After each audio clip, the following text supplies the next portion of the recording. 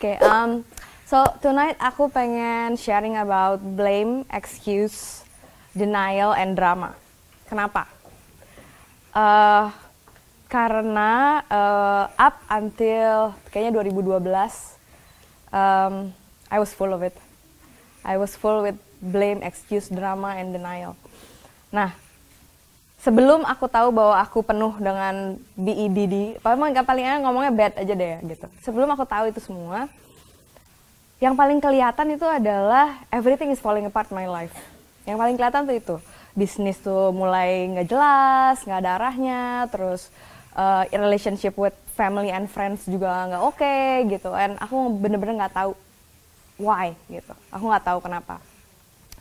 Sampai akhirnya aku ketemu sama seorang coach gitu, business coach yang point out gitu. Nina, lu tuh banyak banget ya denialnya gitu. Enggak. Kata siapa? The fact bahwa gue ngomong enggak, itu udah denial gitu kan ya. Nah terus, contohnya apa ya? Contohnya bahwa you have a problem, dan lo bilang lo gak punya denial gitu.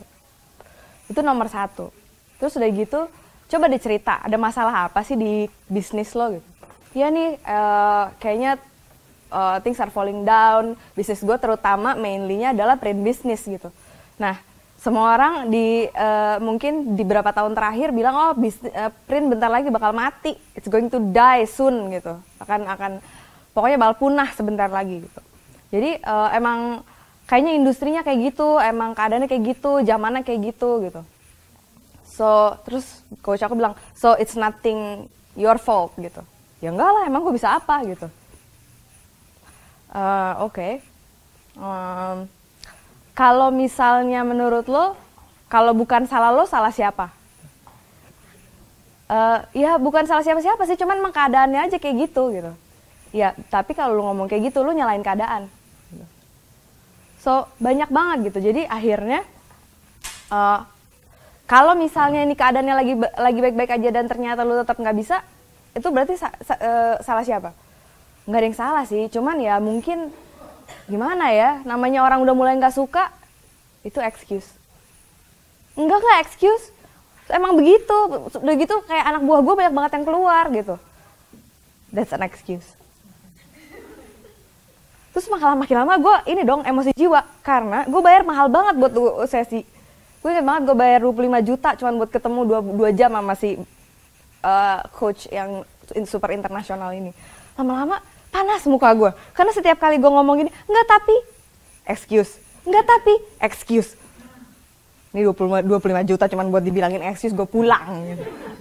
Kesel gitu, karena kan aku ngerasanya masalah tuh benar-benar ada gitu, bukan aku bikin-bikin gitu. Terus dia bilang, Nina, kalau misalnya kamu mau cari validasi dari perasaan kamu gak akan nemu jalan keluarnya.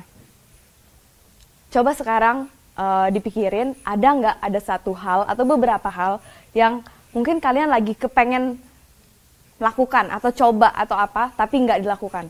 Ada nggak? Coba. Is there something you really want to do? Or something you wanna try? Something, kayak misalnya, gue kayaknya pengen berhenti kerja deh, pengen bikin bisnis baru.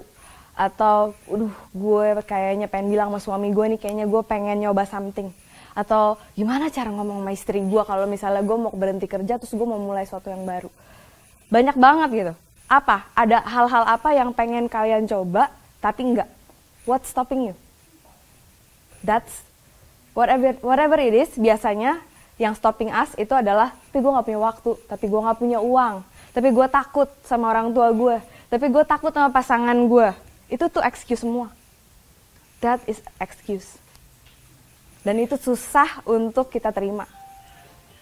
It's very difficult to accept bahwa itu adalah alasan.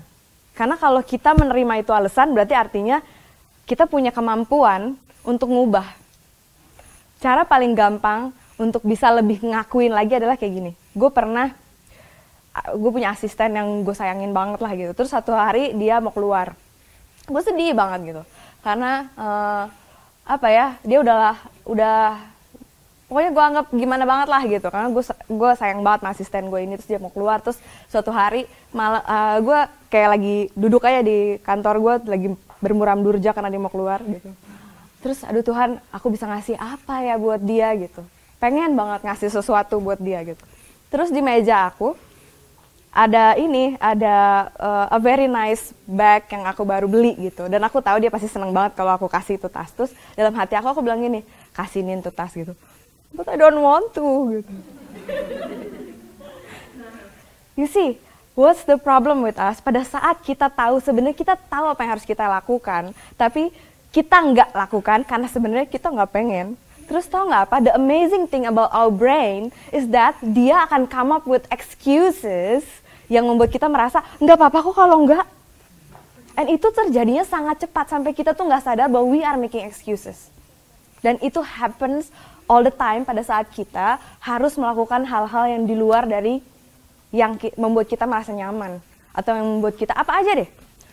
The most recent contoh yang bisa aku kasih adalah my business, Go Girl Magazine. Semua orang bilang Prince going to die, right? Terus aku bakal bilang, iya kayaknya nih susah, gue nggak bisa ngapa-ngapain lagi. I blame the government karena misalnya, iya tukang rokok aja dikasih tempat, masa pedagang di gusur-gusurin, jadi sekarang nggak punya deh tempat tuh buat jualan lagi. I blame everyone, I blame everything, gitu. Terus I blame my readers karena ya udah deh, emang anak sekarang emang lahir-lahir udah bawa iPad gitu misalnya. Pokoknya gue I blame everyone gitu, except myself. Sampai akhirnya gue mikir gini, enough is enough. Kalau gue nggak make it, gue nggak bisa makan gitu. Sampai akhirnya udah, terus akhirnya mikir, bener-bener mikir, semikir-mikirnya, terus oke, what can I do? Daripada gue mikir kayak, this cannot be done, akhirnya gue puter. Instead of, ngabisin waktu untuk mikir why it cannot be done, akhirnya gue mikir, oke, what can I do supaya itu bisa jadi gitu. Kalau misalnya ada hal-hal yang ada di luar dari kuasa kita, oke, apa yang ada di kuasa gue yang bisa gue ubah? What is within my power to change? There's so many things we cannot change. Banyak banget. Jangan disangka jadi bos tuh enak loh. Jadi bos kita nggak bisa ngubah anak buah kita. Jangan kira. Hari gini kalau misalnya bosnya nyebelin, bye, ya kan? Jangan disangka kita bisa seenak jidat tentang jadi bos. Enggak, kita itu nggak bisa ngandelin siapa-siapa, except ourselves. Dan kita harus ambil responsibility itu. Akhirnya apa yang kita lakukan, aku nanya, aku belajar, aku ini, aku segala macam. Terus aku mikir, apa yang nggak bisa dirasain dan experience online itu nggak bisa gitu. What you cannot experience online. Ya aku mikir, oke, perusahaan gue nih Google kuat banget sama desain. Kita jago banget bikin gimmick, kita jago banget bikin experience. Let's make experience yang nggak bisa di-experience online. Terus orang bilang, apaan ya? Semua gampang, tinggal swipe gitu. Terus akhirnya kita nemu, oh oke, people nggak bisa gunting-gunting kalau pakai online. They cannot cut your iPad, sedih ya kan? Ya kali gitu. Dibanting nggak mungkin, dilem-lem apalagi sayang ya kan? Jadi akhirnya kita ganti deh tuh konsep, kita ganti dari magazine jadi playzine. Karena bukan buat sekedar dibaca, tapi to be played with. Buat digunting-gunting, buat ditempel-tempel, buat ditulis-tulis, dijadiin doodle, diwarna-warnain, segala macam. And we launch it baru bulan Oktober yang kemarin. You know what happens? Within 2 months, we sold out for the first time in 7 years.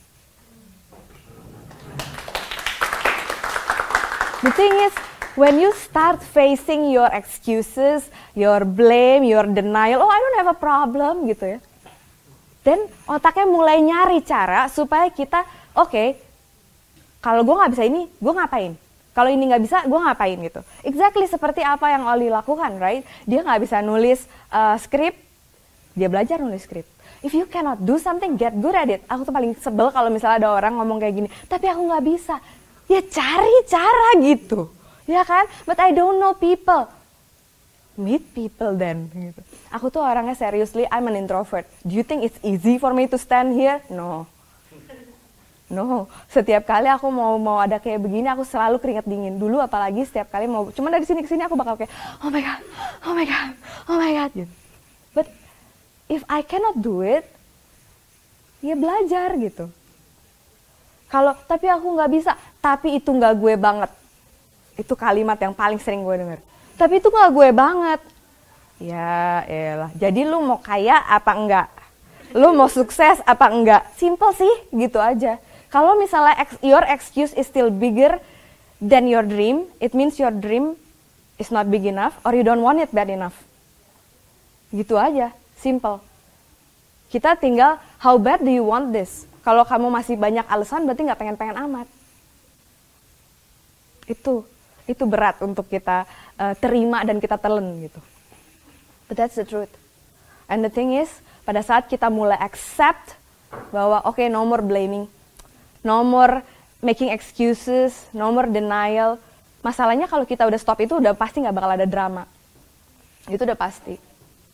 And so many things yang akhirnya kita berpikir kita nggak mungkin accomplish, it would happen, it would come true. But just one day at a time, just change your mindset. Yang satu harus caranya gini, ini step by stepnya. Pertama tulis gimana cara kita bisa get over our this selalu blaming and excuse and everything. Tulis deh. Apa sih kalau misalnya orang-orang bilang, lu kenapa nggak coba kayak gini? Listen to yourself. Lu biasa ngomong apa sebagai alasan? Oh, gue nggak bisa soalnya ini. Oh, ini nggak bisa soalnya ini. Tulis. Be aware sama hal-hal yang biasanya jadi alasan kita, itu ditulis. Satu persatu ditulis. Udah gitu abis itu, oke, kalau gue nggak bisa ini sekarang, apa yang aku bisa lakukan? One step. Just one step. Supaya bisa maju dari ini. Kalau nggak bisa nulis, ya udah, gimana caranya pertama kali gue bisa nulis? Gimana kalau gue nggak bisa bikin bisnis, what is the first thing yang aku harus cari tahu supaya aku jadi bisa? Just do one step. And then one step again. And then one step again. Itu aja. Itu be aware and then take one single step. And then after that you own it. Kalau udah jadi kebiasaan, jadinya malah nggak inget lagi untuk doing all those BED thing. Tadi aku sebelum kesini aku tanya sama Vera, it's been a while since I have this BED in my life. Kasih aku sampel, kalau ngasih blame and excuse tuh kayak apa ya? Karena itu jadinya otomatis gitu. Begitu ketemu masalah, langsung otaknya langsung oke, ini masalah. Jadi apa yang bisa gue lakukan supaya gue bisa cari solusinya gitu. Itu jadi kayak udah otomatis. And everything itu akhirnya ketemu sama orang-orang yang akan mirip-mirip sama kita juga kayak gitu. You tend to gravitate towards people yang kayak gitu juga. Dan akhirnya pada saat kita berteman sama orang-orang yang juga nggak banyak BED-nya, ya kita juga nggak, hidup kita tuh jadi nggak ada yang kayak gitu. Nggak ada drama jadinya gitu. So simple kan? Caranya supaya kita bisa lepas dari BED, be aware, tulis semua excuse kita. And then yang kedua, take one step yang membuat kita bisa mengatasi satu langkah aja. And then abis itu satu langkah lagi. Udah, abis itu jadiin kebiasaan. 3 simple steps. And that's it. Thank you guys. Thank you very much Mbak Nina Moran. Kita sekarang lanjut ke sesi.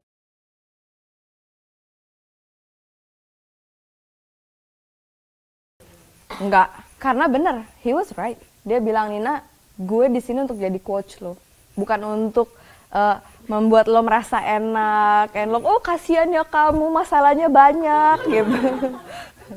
No, if you want me to validate your feelings, go to someone else, but you pay me to fix your problem, and your problem is you have so much denial. So start dealing with that, or there's no point. Lo mau ngapain juga nggak bakal ada efeknya. Hidup lo nggak akan berubah until you actually want to, own your mistakes and your excuse gitu. Jadi abis itu terus langsung ya bersama kayak gini langsung diem. Abis itu kita sebenarnya ada boleh snack bersama warung kita ada, and nobody nyamperin dia karena semuanya pada begini. Kayak gitu. Berat memang. Topik yang berat. Okay, anybody else? But mungkin this is ini aja. Mungkin kasih tahu aku, what is stopping you right now? What's stopping you right now? Fear of what? Selalu fear biasanya. What is stopping you? Hah? Apa hal yang membuat rasanya kayaknya, what is stopping you? Fear of what? Biasanya? Ya, fear of failure, right? Gagal, takut gagal. Ada orang takut berhasil loh. Ada banget. Karena kalau misalnya dia takut kalau dia berhasil, dia takut jadi orang yang lain, dia takut become change person. Ada yang kayak gitu. Orang yang takut gagal, terus takut apa lagi biasanya? Takut kelihatan bego. Some people, yeah, people scared of looking like an idiot. Scared of what their friends think of what they want, maybe. Takut orang ngomong apa nanti, gitu. Apalagi? Apalagi? Just ini aja apa? Shout it out aja, kayak apa sih? What's stopping you right now? It was, I'm in the middle of a big project right now. And pertama kali aku pengen bikin proyek ini jadi kenyataan. I think about 8 months ago. Hampir setahun yang lalu. Aku pengen Nina bikin international conference buat cewek gitu. Di hati aku tuh kayak gitu. Terus aku bilang, international conference siapa gue gitu. Ya kali, emang gue siapa gitu. Kalau gue siapa, Bu Susi gitu, kayaknya tinggal manggil telepon, hey kamu datang ya, kalau nggak saya tenggelam kan. Ya, maksudnya in my heart kayak, terus orang kalau misalnya aku cerita gini, lu takut apaan sih? Lu kan Nina Moran, ya terus gitu. Maksudnya dimanapun kita ya, mau kita tuh di I don't know, no matter what level we are, kita akan selalu punya that self doubt, tau nggak? Kita akan punya that fear bahwa ya kali gitu. Fear itu benar-benar crippling us. So many things, and kita bakal punya excuse aku, tapi aku kan cuman Nina Moran, gak kenal siapa-siapa, udah gitu introvert lagi, ngajak ngomong orang gak bisa. You know, aku tuh selalu awkward, apalagi kalau misalnya lagi kayak begini nih dilepas gitu ya, aku bakal nangis di pojokan. Kalau aku harus datang ke acara-acara conference, aku bakal bikin list of questions. Seriously, kalau nggak aku bakal kayak, udah gitu aku bakal nyamperin orang gitu lagi coffee break, terus pertanyaannya yang kayak nggak banget, datang dari mana gitu kayak. See, look at me, I'm turning red, because it's true gitu. I'm scared all of the time, but the thing is, my dream is bigger than my excuses. I want this really really bad. Udah gitu, aku bilang with my friends, Oli is one of my friends, Vera is my friends, aku bilang, aku pengen banget deh bikin ini jadi kenyataan gitu. Pengen banget, gimana ya caranya gitu. Ya stop making excuses and start doing. Caranya gimana? Ya telepon. Gimana caranya telepon Sheryl Sandberg? Nggak bakal diangkat teleponnya. Terus, ya jangan telepon Sheryl Sandberg lah, telepon siapa kek gitu. Terus akhirnya kita benar-benar nelfon siapa aja lah, all these powerful women out there, you know. Terus akhirnya kita berhasil mendapatkan Sophia Amoruso. She's coming, and kita benar-benar akan bikin this conference 29 April mendatang di The Casablanca. And Sophia Amoruso is coming as our keynote speaker. Sampai sekarang pun masih bingung. Okay, Sophia Amoruso nih bener nih. Itu tuh yang girl boss beneran dia mau datang gitu. Beneran gitu. Terus kita masih kayak, okay, this is shit, it's 100 days from now. Kayak 100 hari lagi, man. Ya ampun gitu, this is happening gitu kan. Tapi masih ketakutan setengah mati loh. Jangan, maksudnya pada saat kita lagi, you know, kayak killing our blame, our excuse, our fear, all this, aku jalanin aja sama kayak tadi aku bilang, satu hari, I'm just doing it one day at a time. Satu hari kita bisa close this deal with our speakers, and then another day kita close deal sama our sponsor, kayak gitu-gitu, tapi sehari gitu. That's how you conquer your blame and excuse. And that's how you make things happen actually. Aku tuh bukan orang yang hebat kok. Kayak tadi banyak awardnya, banyak ininya. Aku kayak, I don't even know how I get there gitu. I'm just doing things, I'm just conquering my fear and my excuse one day at a time. And that's just what happened. And I'm sure kalian semua pasti bisa ngatasin that fear. Not because, you know, there's one thing yang aku selalu, mungkin aku akan nutup ini, unless you have a question. Aku akan tutup dengan kata-kata, whatever it is, if you have a dream, that dream is yours. It doesn't matter kalau misalnya orang lain gak setuju. Because impian itu bukan buat mereka. Impian itu ditaruh di dalam hati kita, karena impian itu buat kita jadikan nyata, bukan buat orang lain. So that dream is yours. It doesn't matter kalau orang tua kita nggak atau pasangan kita atau siapa. Ya, it would be lovely kalau kita bisa dapetin blessing mereka, of course gitu. Tetapi impian itu ada di hati kita untuk kita jadikan kenyataan. It is our mission yang ditaruh di dalam kita. So make that happen, because you will see great things. And itu rasanya kayaknya nggak bisa aku gambarin. Pada saat kita benar-benar bisa make things happen, and kill our excuses. I think that's it.